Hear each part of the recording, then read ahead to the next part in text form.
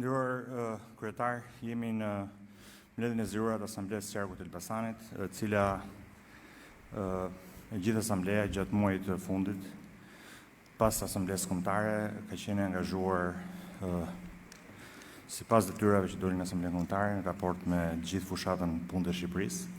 Kemi sot një raport të pjesës deri tanishme të punës, po dhe detyrave që kemi në vijimësi për të bashkarisht për të kryer. Të gjithë deputetët, sipas zonave respektive, kanë qenë gjatë kësaj kohe në terren. Janë bërë 506 takime me secilin prej organizatave, ku ka pas një diskutim për analizën e rezultateve të zgjedhjeve. Në këtë fazë gjithashtu ka nisur procesi i antarësimeve të reja, i cili gjithashtu deri tani ka një progres shumë të mirë. Ka qenë sigurisht një kërkesë sistematike që ne kemi thënë që nuk duam antar thjesht për të shtuar një numër, por duam njerëz që në mënyrë të mirëfillin aktiv të kontribuojnë në jetën aktive politike të partisë, marrin pjesë në diskutimet aktive për mënyrën se si mund dhe duhet përmirësohet jeta në komunitetet respektive, por edhe se si duhet të ecë përpara jeta e gjithë vendit. Dhe kemi diskutuar edhe gjërësisht me gjithë antarët në gjithë asamblet për nevojën për një diskurs më të mirëfillt politik nga të gjitha organizatat, jo thjesht si një organizatë që padyshim merret me problemet që ka i komunitet respektiv aty, çështje që kanë të bëjnë me infrastrukturën, që kanë të bëjnë me problemet bashkiake, çështje që kanë të bëjnë me legalizimet apo hallet tjera që komuniteti ka, por edhe një diskutim të mirëfillt politik për mënyrën se si vendi po ecë përpara, për integrimin europian, për sfidat që vendi ka përpara, për gjërat që janë duke ndodhur, pikërisht për të ekuilibruar të diskurs që e kemi bërë shpesh bashkarisht për të kombinuar në mënyrë më të shëndetshme një komunikim drejt për drejt me qytetarët, cilët në para një viti na besuan një mandat të qëndësishëm në gjithë Shqipërinë, po specifikisht edhe këtu në qarkun e Elbasanit. Ne jemi parti që ja dalim të fitojmë se organizohemi në mënyrë sistematike dhe të qëndrueshme gjithë kohës, po dhe se punojmë dhe shpërndajmë kohën punën kohë. Kështu që kjo është një raport i situatës ku jemi dhe i punëve të bëra deri tani. Shumë faleminderit edhe kënaqësi e veçantë që shikoj këtë sallë me jo vetëm prani, po edhe me angazhim ardhur edhe nga bashkitë tjera të Elbasanit për këtë asamble të zgjeruar që është në vazhdën e asambleve të zgjeruara që kemi organizuar në funksion të nevojës për të bërë një bashkëbisedim lidhur me disa tema me rëndësi për momentin që po kalon Shqipëria, i cili është një moment shumë vendimtar, po dhe shumë delikat, pasi nuk kemi qenë asnjëherë kaq afër realizimit të një ëndre historike, por nga ana tjetër, pasi është e nevojshme që të jemi të gjithë vetëdijshëm se këto hapa të fundit të 3-4 viteve që kemi përpara janë edhe më të vështirat. Janë dhe më të vështirat sepse është faza kur duhet të përputhim të gjithë organizmin ton shtetëror me organizmin e Bashkimit Evropian në aspektin jo vetëm të ligjeve, po dhe në aspektin e standardeve. Dhe në ndërkohë që na duhet kjo vetdije edhe na duhet që ta ndjejmë gjithë bashku këtë përgjegjësi, Partia Socialiste, familja jonë politike duhet përballet pa e humbur kthjellësinë dhe pa e humbur për asnjë moment motivimin për të shkuar çdo ditë më shpejt përpara, me një tërësi forcash edhe faktorësh që janë tërësisht kundër nesh.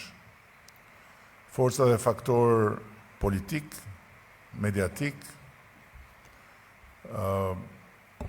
social në sensin e pranis në rrjetet sociale, që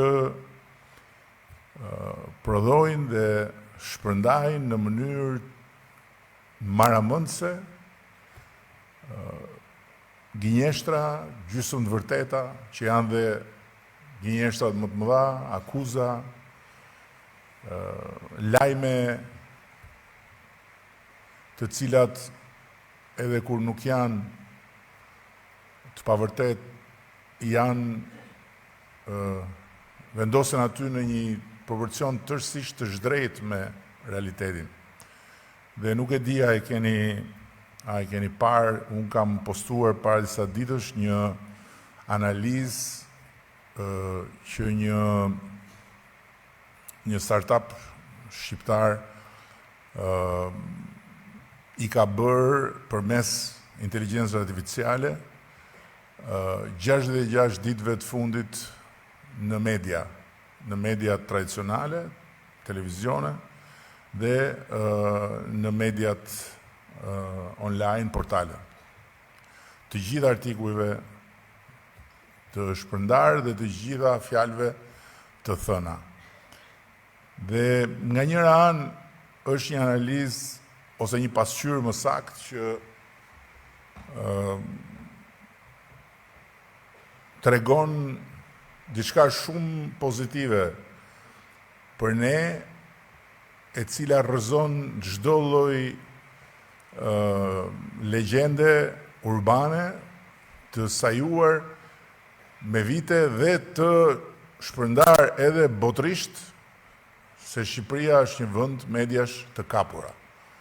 Nuk ekziston një vend mediash të kapura ku 60% të kohës televizive e kanë forcat jo qeveritare ose kundër qeverisë. Dhe nuk ekziston një vend mediash të kapura aty ku 57% e portaleve janë kundër qeverisë, ndërkohë që një pjesë tjetër janë neutral dhe pastaj një pjesë shumë e vogël mund të konsiderohen pro-qeveritare. Kjo e rrëzon vërtet këtë legjend, por nga ana tjetër është një pasqyrë që duhet ta kemi shumë mirë parasysh në rrezikun që ka për ne, për Partinë Socialiste, për familjen tonë politike, për njerëzit tanë në të gjithë territorin,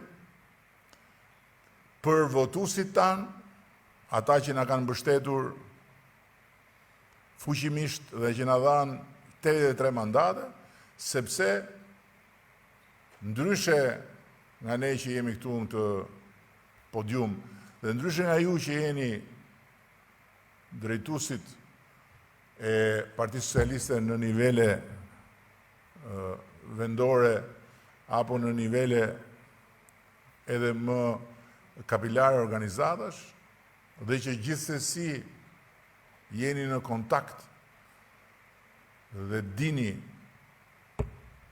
shumë çka, ata mund të bien lehtësisht pre e dizinformimit, mund të bien pre e energjive negative që prodhohen në mënyrë të vazhdueshme dhe e lajmeve që ndërtohen mbi gjysmë të vërteta dhe mund të humbasin motivimin. Në ndërkohë që nga ana tjetër, vakumi i krijuar për shkak se opozita zyrtare është një katastrofë ambulante, mund të mbushet me negativitet dhe pastaj edhe me një energji që mund ta pengojë në këtë rrugë. Dhe këtu nuk është çështja e aritmetikës, nuk është çështja as se ne kemi përpara zgjedhje, se ne nuk kemi përpara zgjedhje përveç se në vitin e ardhshëm kur do të bëhen zgjedhje vendore, por ato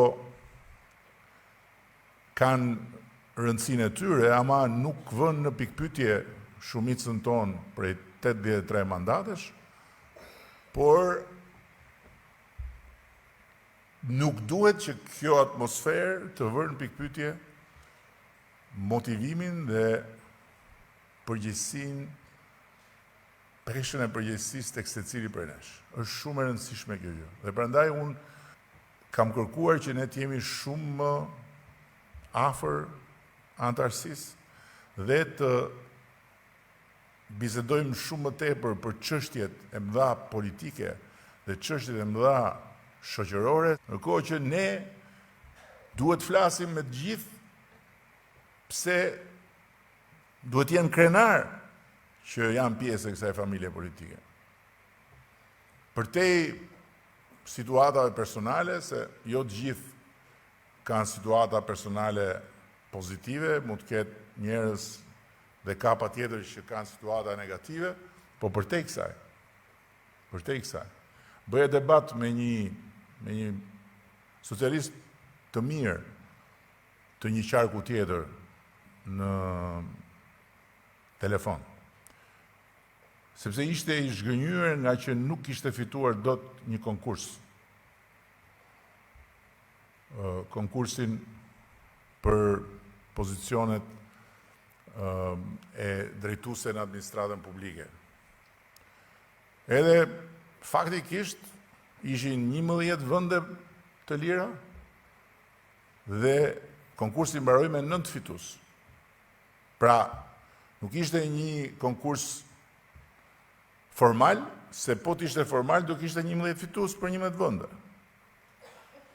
Dhe këtu nuk bëhet fjalë për të zgjedhur rojet e parkimeve të ministrive, këtu bëhet fjalë për të zgjedhur një numër shtesë drejtuesish në administratën publike, të cilët në një mënyrë ose një tjetër do të jenë pjesë e procesit të negociatave dhe pjesë e punës për të gjitha ato gjëra që duhet të zbatojmë që të mbyllim negociatat dhe të hymë në Bashkimin Evropian. Tu nuk bëhet fjalë për dhe ai është një socialist i mirë, është një njeri që ka dhënë kontribut. Edhe më thoshte jam një socialist i zhgënjur sepse kam 20 vjet që kontribuoj në Partinë Socialiste dhe kam 10 vjet që jam koordinator në një pikë dhe vërtet ka bërë punë shumë të mirë.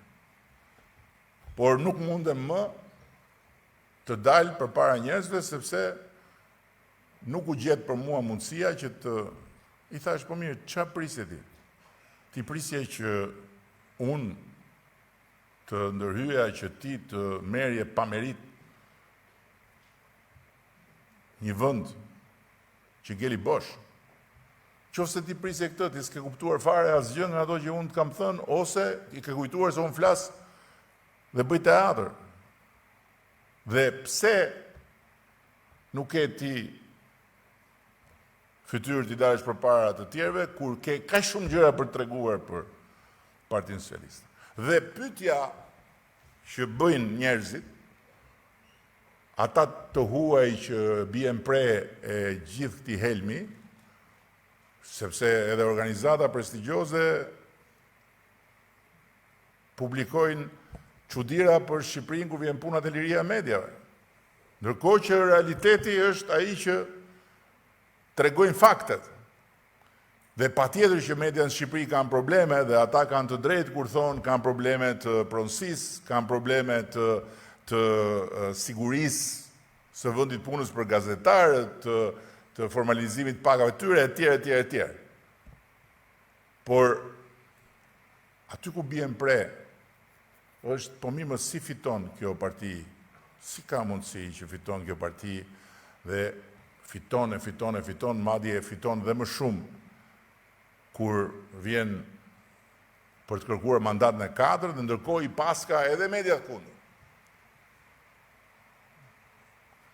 Po shpjegimi është në realitetin e faktët. Keni parë ju ndonjë media që të thot ndonjë gjë se çfarë ka bërë për shembull Ministri i Bujqësisë në këtë periudhë? Nuk keni parë.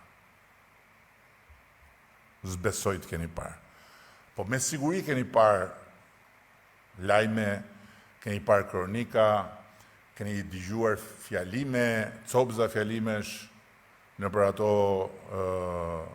portalet që postohen me video që si u lanë në rrugë fermerët se u pre subvencioni naftës, si bujqësia ka marrë fund, e tjerë dhe këto, po i keni parë.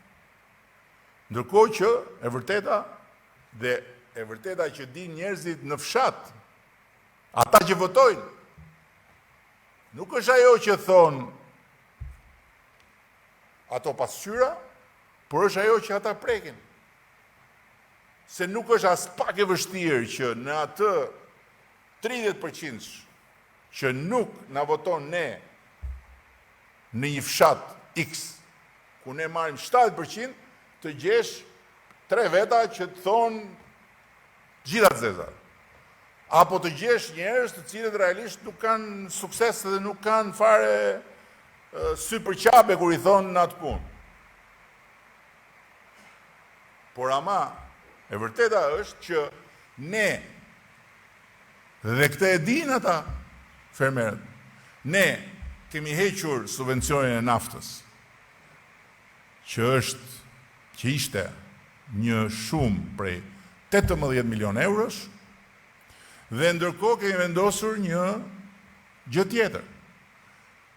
Të gjithë ata të cilët do të shesin me faturë dhe do dorëzojnë faturat, do marrin mbrapsht 10% të vlerës së faturave, që në totalin e vetë ne parashikojmë të jetë nga 40 deri në 55 milion euro.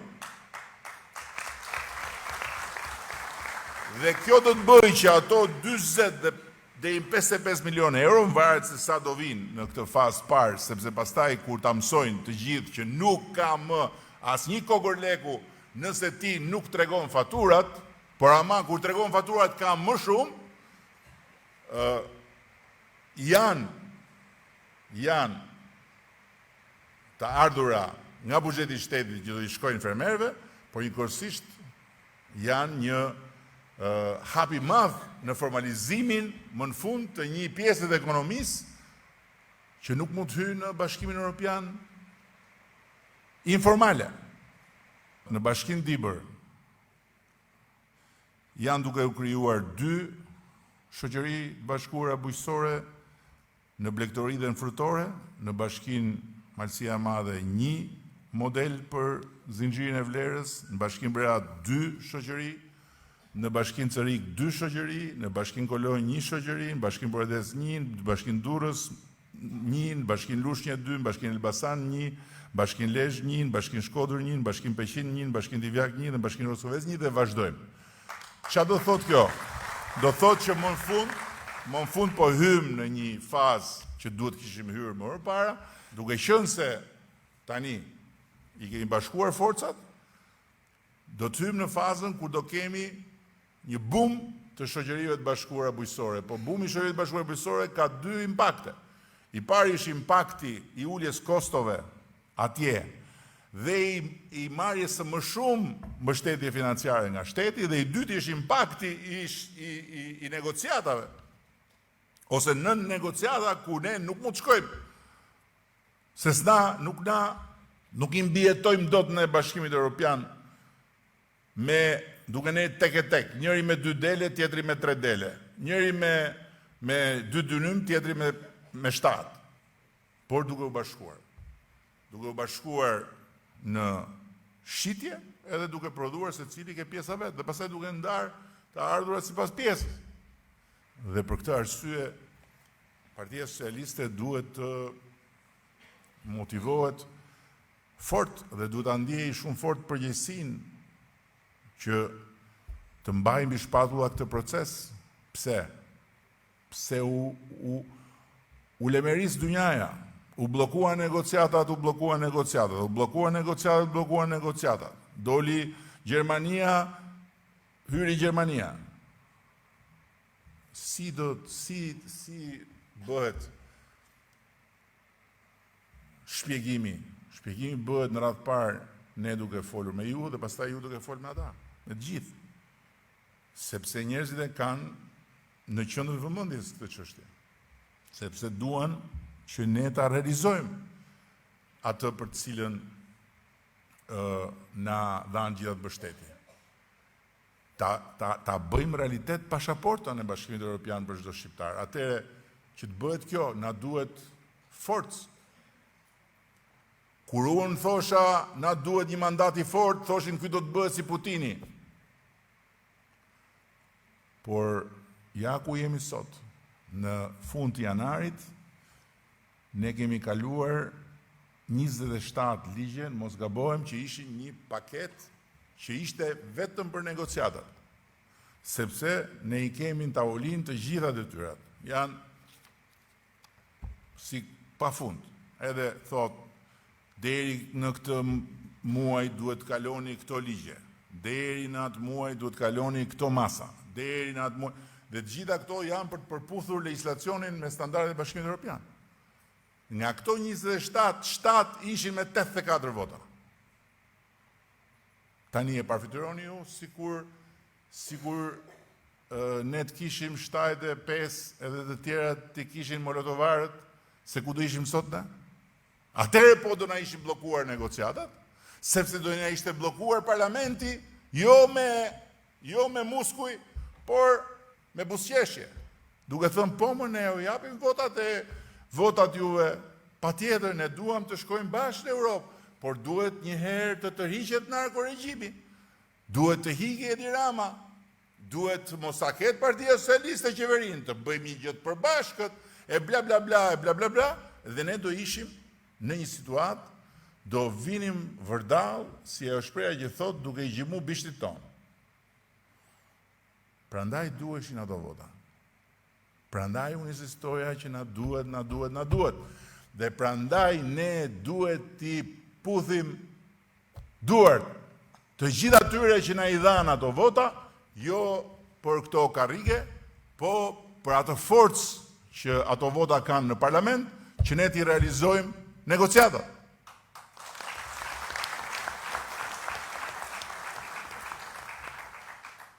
Shikojeni çfarë ndodh me qarkun e Elbasanit në aspektin e veprave të infrastrukturës. Është edhe, si thush, pozicioni gjeografik strategjik që ky qark përshkohet nga një korridor i cili deri përpara 3 vjetësh, kur ishte që ne bëm summitin me Bashkimin Evropian, nuk pranohej nga Bashkimi Evropian si korridor evropian. Korridori 8 nuk ishte, nuk e pranonin. Pse se pranonin? Se një vend e bllokonte. Kjo është vend mik, por këto janë çështje të konkurrencës, të rrugëve të tregjeve etj. E futëm korridorin e 8 dhe e bëm BE-n që të vinte këtu dhe po këtu ta firmoste atë ditë që korridori i 8 është korridor evropian. Dhe pse ishte e rëndësishme? Ishte e rëndësishme për të marrë pastaj ato fonde me të cilat ne do të ndërtojmë hekurudhën. Dhe ndërkohë është e rëndësishme edhe për të marrë ato mbështetje që kemi marrë për segmente të caktuara të korridorit. Një pjesë është buxheti i shtetit, se nuk kemi dashur të presim pafund. Dhe kjo po bëhet tani. Ashtu si kundër bypassi i Elbasanit e të tjera që të mos rriti numëroj që të futem në këto, Janë punë që bëhen, çka keni pa në televizor ju nga kjo? Keni parë vetëm kura kodra atje dhe të gjitha të zezat që u thanë në mënyrën më të pacip për një ndodhi e cila ishte një ndodhi puro gjeologjike që s'kishte lidhje fare me projektin e rrugës, me rrugën, me punën, me zallin, me malin, ishte thjesht çështje gjeologjike. Dhe u lemeris dynjaja, u ngritën të gjithë, ja, korupcioni, por ju e dini se nuk është e mundur që të rritet korupcioni dhe të rriten të ardhurat e buxhetit, se nuk shkojnë të dyja bashkë.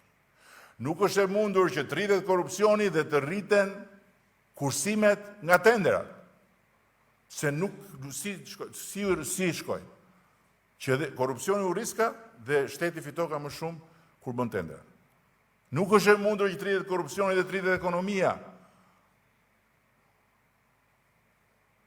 Nuk është e mundur që të rritet korupcioni, të rriten pagat, të rriten pensionet, nuk është e mundur.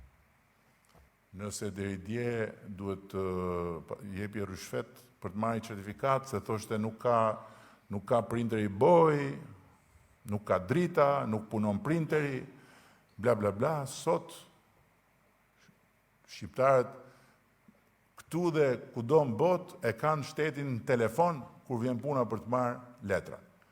Përjashto hipotekën, që është një proces që ne do ta përmbyllim dhe atë brenda këtij mandati dhe nuk do kemi më nga këto tmerret që vazhdon të prodhoi gjithë ajo këneta e madhe që shkriju në 30 vjet me letra, me prona, del njëri, futet tjetri, jo sheimja, jo mbivendosja, jo dregjo shejtan. Problemi ynë është vetëm një, që ne të jemi të fokusuar dhe të mos harrojmë asnjëherë që kemi një barë shumë të madhe që na ka rënë në kuris. Por dhe një fat shumë i madh që na ka rënë ne. Që të bëjmë histori duke mbyll përfundimisht kapitullin 500 vjeçar dhe duke mbyll negociata. Pastaj është pjesa tjetër që të bëhet vendimi politik atje. Po ne duhet mbyllim negociatat. Duhet i mbyllim. Dhe duhet marrim certifikatën që ne jemi gati të hyjmë në Bashkimin Evropian. Dhe këtë ne do ta bëjmë. Shumë faleminderit edhe vazhdoni punën e mirë që po bëni.